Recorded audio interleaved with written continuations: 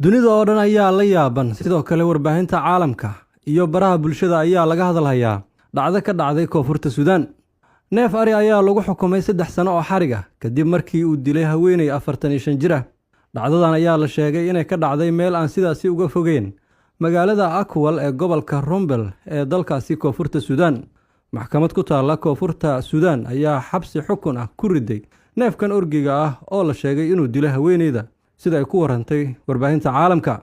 Adu Joobin oo u dhashay koonfurta Suudaan ayaa lagu dilay weerarka neefka orgiga uu qaaday. Orgigan ayaa hirti xoogan ku dhuftay haweeneyda.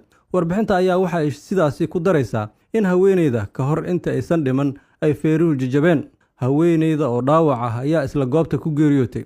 Dambiilaha ayaa xabsiga loo taxaabay waana orgige. Booliska ayaana waxay sheegeen in milkiiluhu uusan wax dambi ah lahayn isla markaana dambiga qofka galay uu yahay orgiga oo lagu xukumay muddo 3 sano oo xariga.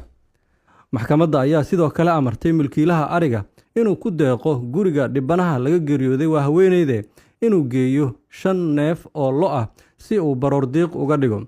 Waxaa muddada 3 sano ah orgiga lagu hay doonaa xero military sida ay boolisku sheegeen. Dadka oo dhan aad ayay ula yaaban yihiin ciqaabta uu qaadan karo orgiga si la sheegay inuu dilay haweeneyda 45 jirka ah.